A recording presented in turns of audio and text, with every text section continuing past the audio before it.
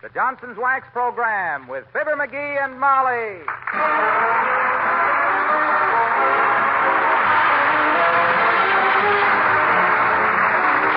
The makers of Johnson's Wax products for home and industry present Fibber McGee and Molly with Bill Thompson, Gail Gordon, Arthur Q. Bryan, and me, Harlow Wilcox.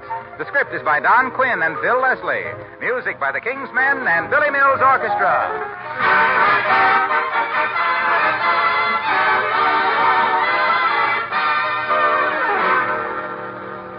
I have some bright news for you tonight. It's about Johnson's self-polishing glow coat. Of course, you're familiar with glow coat. Who isn't? It's far and away the most popular of all floor polishes. But did you know this? Today, glow coat is brighter than ever. In fact, it now gives your kitchen linoleum and other floors nearly twice as much shine as ever before. Believe me, this bright, beautiful gloss is really something to see. Of course, Johnson's glow coat still shines as it dries. There's no rubbing or buffing. To get this wonderful new shine, you simply apply and let dry. That's all there is to it. Your floors still get the same wonderful glow coat protection. Spilled things wipe up in no time from the smooth, waxed surface. In fact, keeping a glow-coated floor sparkling clean is no bother at all. Try it, won't you? Brighter than ever, Johnson's self-polishing glow coat. There's nothing else like it to bring out the beauty of the home. Look on the bright side, shine up the right side, bring out the beauty of the home.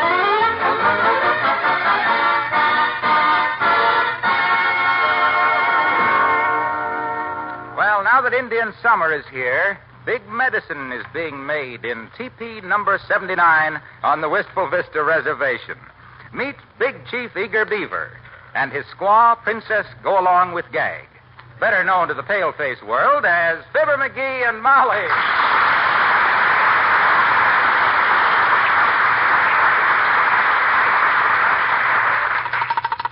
Hello. McGee, you've been on that telephone all morning. What on earth are you doing? I'm just closing a deal, kiddo. This is the time of year I always... Hello, operator. How about my call to the Timothy Hayes farm out on Route number 2? Oh, is that you, Mert? Oh, dear. How's every little thing, Mert? It is, eh? What's that, Mert? Your little brother? Oh, the poor little guy.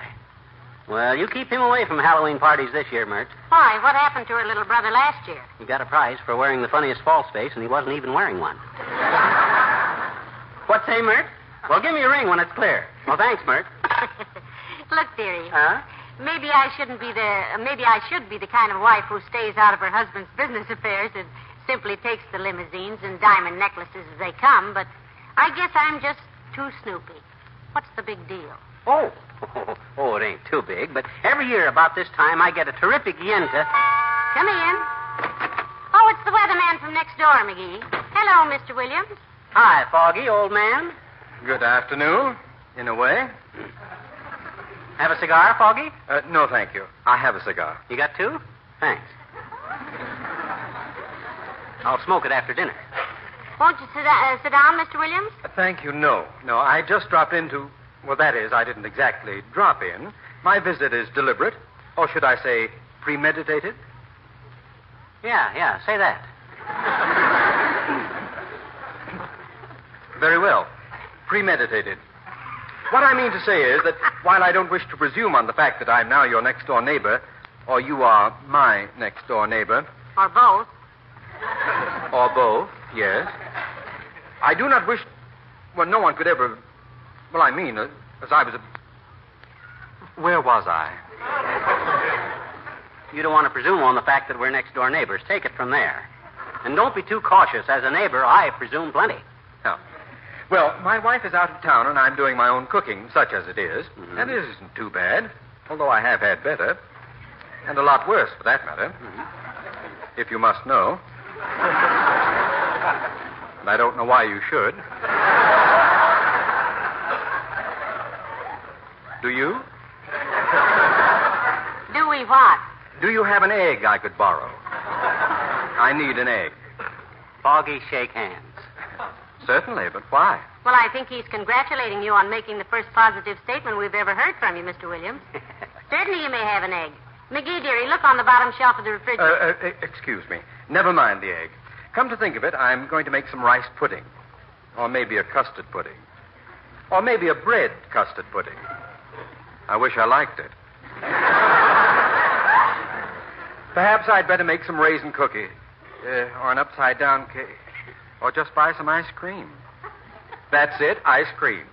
I'll get it at Kramer's drugstore. I have to go downtown to dinner anyway, so I might as well get it. Now, just a darn minute, Foggy. If you got a date downtown for dinner, what are you cooking for? Isn't that strange? I never thought of that. Well, thank you anyway. I must go home and feed my groundhog. Good afternoon. Probably.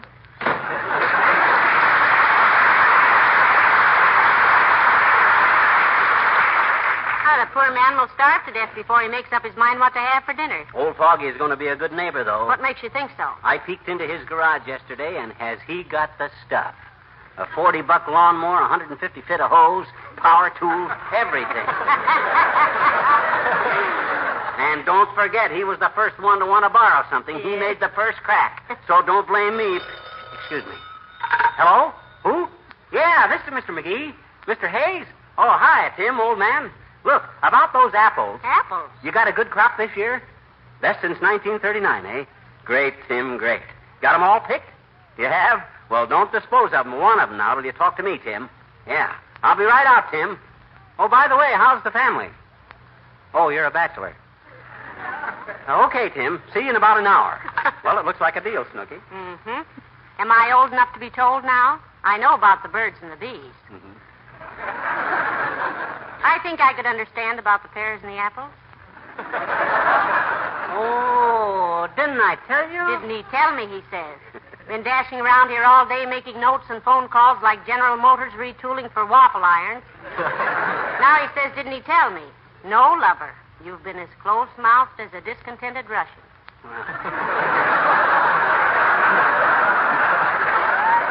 Oh, I'm sorry, baby. Well, a guy gave me a tip on this year's apple crop, see? No. So, I says to myself, aha, I says, so the apple crop was good this year. In that case, aha, I says to myself. Come in. Hello there, kids. Great day, ain't it? Yeah, sure is, old-timer. In fact, I and my wife are taking a little drive out into the country. Would you care to ride along with us? No, thanks, daughter. Don't care for farm life myself. Tried it once. Give it up. Not enough fresh air. Not enough fresh air on a farm? Not for me. I kept falling into the silo. Had a lot of other trouble, too, Johnny. Such as what, Mr. Oldtimer? Horse trouble. Had 8 horses that I paid $2 for, and I... You paid $2 for 8 horses? Yep. Standard price. What kind of horses can you get for $1? Quarter horses. Well, sir, one day I throws my side saddle on a horse and starts out to... Hey, wait a minute. You rode side saddle? Had it, Johnny. Somebody had stolen one of my steers. Well, sir, no sooner did I get in the saddle than the horse rears up. Get down, you old goat, I says. And the horse says, what if I don't? The horse said that? Yep. Just then it come apart in the middle and 2 young fellers gets out. Huh? Seems it was a vaudeville team hiding out from the sheriff. Funny thing, too. The vet had looked at that horse's teeth just the day before and asked me who made the lower plate, but I never give it another thought. Very interesting experience, old-timer. Very. Reminds me of the time I went buffalo hunting. Tell us, McGee, as if anybody could stop you. Love to hear about it, Johnny. Was you foot or horseback? In a Buick. I left Cleveland at 8:30 one night and hunted for buffalo till daylight.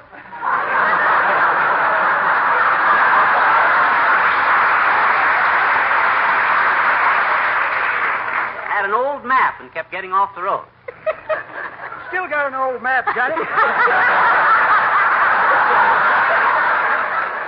But that's pretty good, Johnny, but that ain't the way I heard it. The way I heard it, one feller says to t'other feller, says, see, you got one of them rear-engine automobiles. Yep, says t'other feller, but I didn't find it out till yesterday. I've been backing up for 12,000 miles. So long, kid. So long.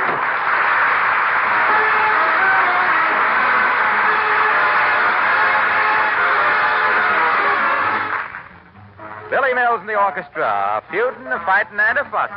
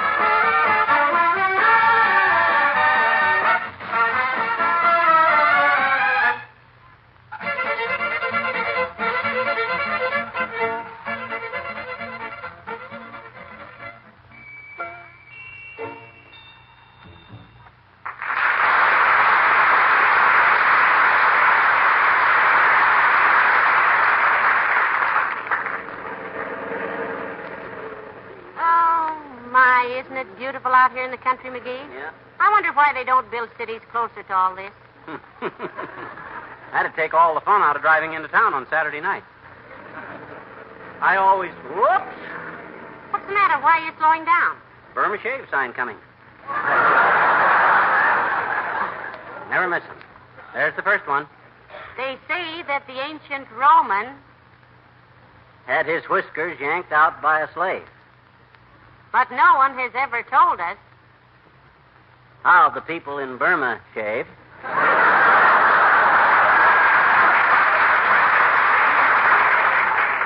my, isn't that cute? I wonder who writes all those poems. I know who wrote that one, and don't be surprised next week if he's working for Red Skelton. Get a whiff of that fresh country air, baby. Don't that air make you feel wonderful? Yes, I just love this season of the year. When all the billboards start turning red and gold. Yeah. I always know winter ain't far away when Ringling Brothers 3-sheets start curling at the edges. And them ads for Dr. Pierce's golden medical discovery on the barns. Say, speaking of golden medical discoveries, look who's walking along the road, McGee. Huh? Oh, well, I'll be a... Oh, dear. Gotta get them brakes fixed. Hey, Doc. Hey, Doc, where you going? Well, hello there, Pigeon Face. Hello, Molly. Car breakdown, Doctor? No, I'm taking a day off, my dear. But I'd take a stroll through the countryside to see what's keeping the farmers so healthy. There hasn't been a pair of calloused hands in my office since my nurse got stuck in the elevator and had to shinny up the cable. Well, climb in, Vitamin Boy. Always glad to take a slum kid like you out into the country and show him that the trees don't grow only in Brooklyn. Or some such. Yes, do come along, Doctor. You'll get just as much fresh air and exercise riding in this car as you would walking. Oh, thanks. I believe I will. Well, you're lucky we come along, Fatso. That is one man's opinion, Leadfoot. Personally, I'd rather ride with a bubble-gumming high school boy in a souped-up hot rod, but I'm too tired to be choosy. Where are you bound besides muscle?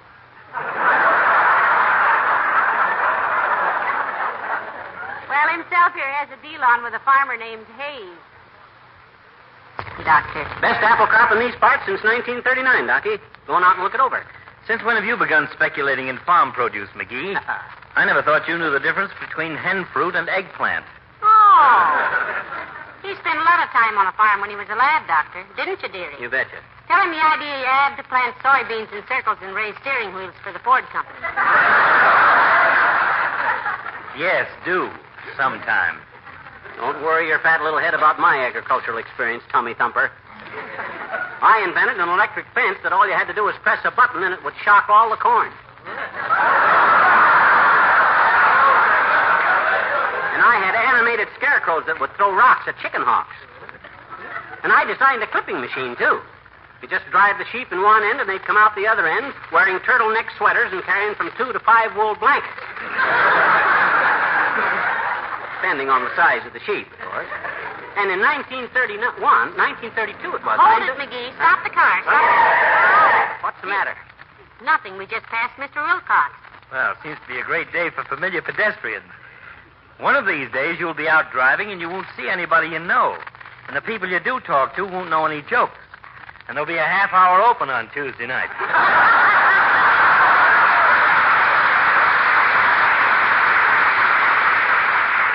When that day comes, Pillbox. Oh, hi, Junior. Hello, Mr. Wilcox. I thought that was you we passed. Hello, Harlow. Hello, pal. Molly, hi, Doc. Where's everybody going? We're going out on Route 204 to the Hayes Farm, Mr. Wilcox. Got a little business to transact, Junior. Old Doc here was hiking along the pike like a homeless bum, so we picked him up, too. You want a lift, too? No, thanks. I enjoy walking. Oh. You do? Well, imagine that. For 20 years, I've been advising people to walk more. So I tried it myself today, and so help me if I ever prescribe it again, may somebody beat my brains out with a rubber heel.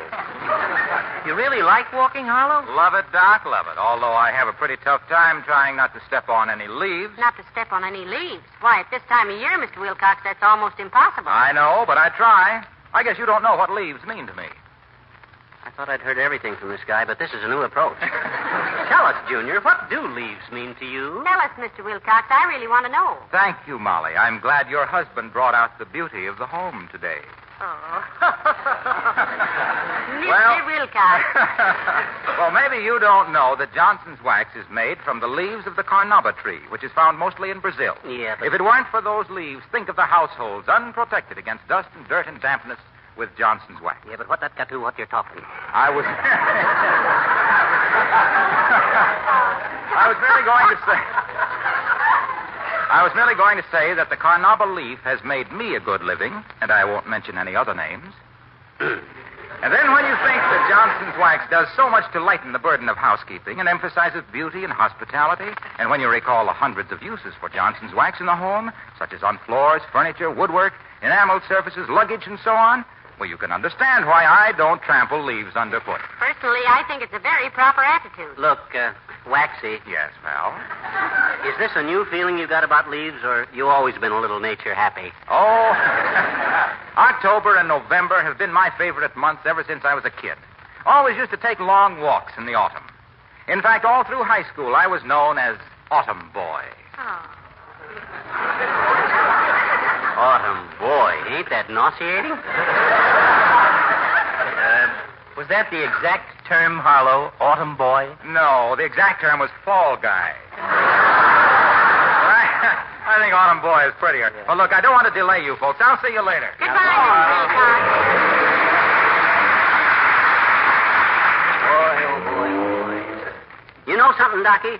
It was just about this time of year that I had my first date with Molly. Yes, it was, Doctor. Yeah?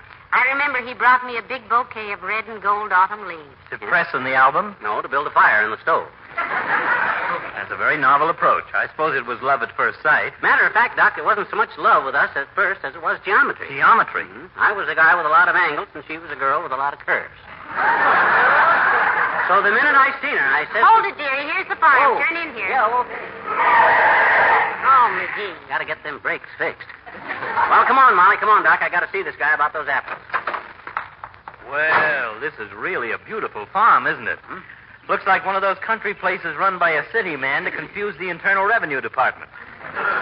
I'll bet in a good year this farm doesn't lose more than 50 or 60,000. Wonder where the owner is. Tim Hayes, his name is. Tim Hayes. Hey, Tim. Tim, you here? No, but I am, folks. Well, heavenly days, Wallace Wimple. Hello, Wally. Hi, Wimp, old man. Hello, folks. If you want to see Mr. Hayes, he'll be here in a minute. He's my uncle. Oh, Tim's your uncle, eh? On whose side, Mr. Wimple? On my side, Mrs. McGee. Oh. When Sweetie Face and I have an argument, I often come out here and hide.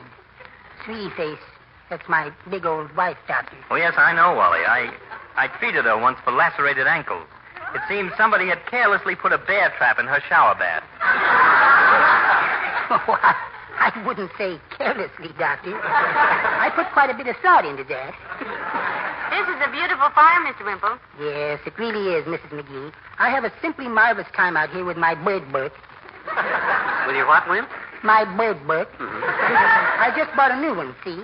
Our feathered friends of the North American continent. Oh. I spend hour after hour in the fields and meadows here with my bird book. See many interesting birds around here, Wallace? Oh, I do indeed. Just this morning, I saw a deckle-edged, scarlet-crested wagglefinch. Waffle which? Wagglefinch, Mr. McGee. The only North American bird that can fly backward except a hummingbird. Flies backwards, huh? Yes, and jet-propelled, too.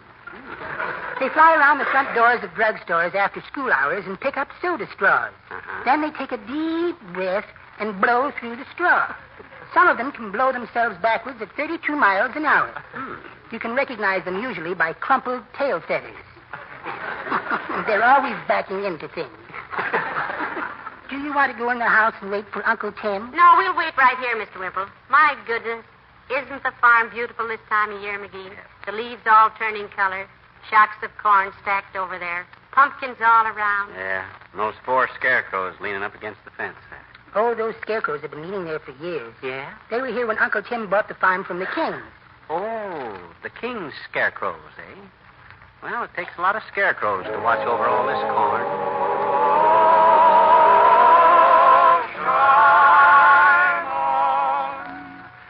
Shine on, harvest moon, up in the sky. Flying has no longer since January, February, June, or July.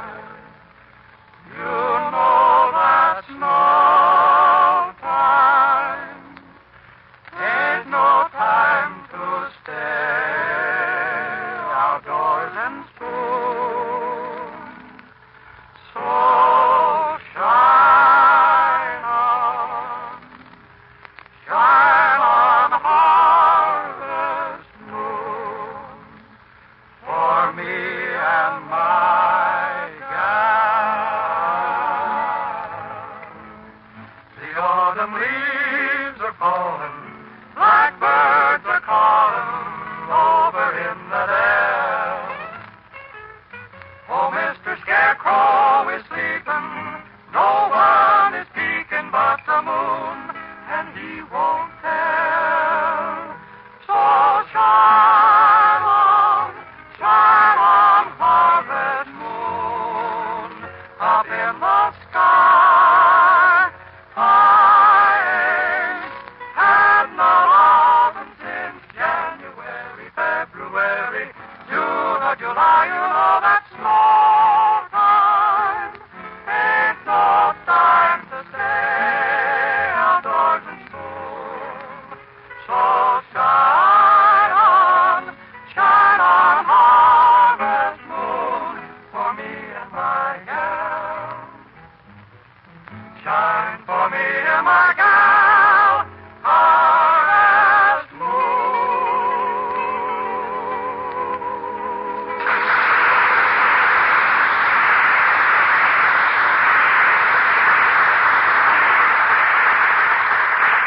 This certainly is a beautiful farm you have here, Mr. Hayes. It sure is, Tim. How many hands do you have? Just 2, Mr. McGee, but I have 6 fingers on one of them. Say, by the way, Doctor, I believe you're the Dr. Gamble who took care of my niece, Eulalia Prison Heat. Oh, yes. I remember the case very well, Mr. Hayes. As I recall, your niece got her apron caught in the windmill and was whirled around for 3 hours. Yes, sir, that's just what happened, Doctor. And I must say you fixed her up real good. No after effects? Nope, except on windy days she keeps turning cartwheels. Of course, if we catch her in time, we always strap an ice cream freezer onto her. Well, you said on the phone you wanted to talk over the apple crop, Mr. McGee. You betcha, Tim. I want to see it. They all been graded and sorted? Oh, yeah, we sent all the culls to the cider press. Mm-hmm. If you come back in about a month, we'll give you some real nice hard cider. That is, if anybody can stand up long enough to hand it to you. Mm-hmm. You have some very handsome cattle over there, Mr. Hayes. What's that big black and white cow? That's a Holstein, Doctor. What's the little one right beside her? That's a Halfstein. Now, if you folks will step this way through the barn here, I'll take you to the storeroom where we got the apples all barreled. Very modern barn you have here, too, Tim. How do you keep it so clean? Well, for one thing, we don't allow no animals in here. Oh. They just kick the hay all over the place. Have any trouble keeping help around here, Mr. Hayes? Well, we lost the foreman last week. He fell in the hay baler. Oh, how terrible. Oh, I don't know, Miss McGee. It gave one of the other boys a chance for promotion. I think that's very fair, Mr. Hayes. Nothing like a hay baler to give a man a square shake. Well, come on, Tim. About that little deal of ours. Let's get on with it. All right, Mr. McGee. I'll run the house later and set the cook's leg. Set the cook's leg? Well, why didn't you tell me? I'm the doctor. Well, there wasn't no call to, Doctor. That was the cook's leg of lamb. She asked me to set it on the stove for her. Well, let's go in the storeroom, folks. Wow. Oh, heavenly days, doesn't that smell good? And did you ever see such beautiful apples? Millions of them. Nice-looking crop, Tim. What's the latest market quotation on apples? Well, now, I couldn't rightly say to that, Mr. McGee. How big an order was you considering? I'm glad you asked me that, Tim. Circumstances have kind of altered my circumstances since I talked to you on the phone. You see, we got a guest with us now, kind of unexpected, so I'm going to need 3 apples instead of 2. You want an apple, don't you, Doc? Oh! This is ridiculous.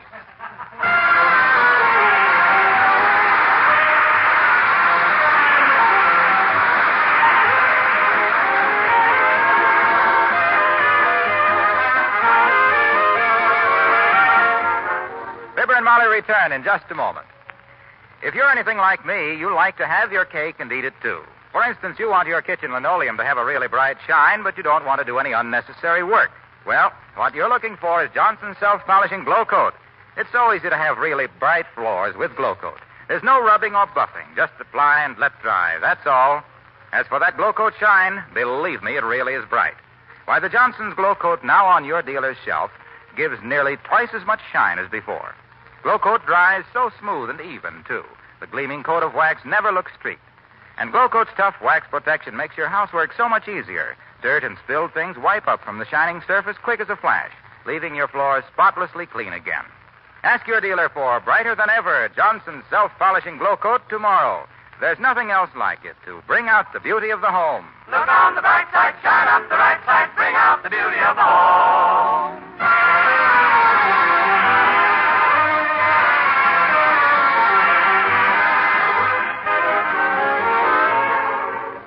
Ladies and gentlemen, we want to join everybody in the entertainment world in congratulating Fanny Bryce on her birthday tomorrow and her 43rd year in show business. And we hope she goes on for another 43 years. Oh, she can't do that. There ain't that many new jokes.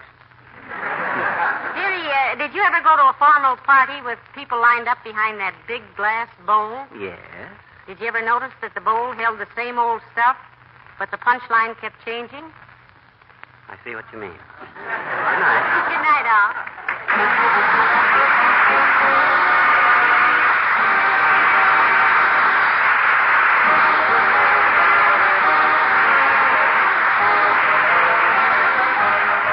This is Harlow Wilcox, speaking for the makers of Johnson's Wax Products for Home and Industry, inviting you to be with us again next Tuesday night. Good night. This is NBC, the National Broadcasting Company.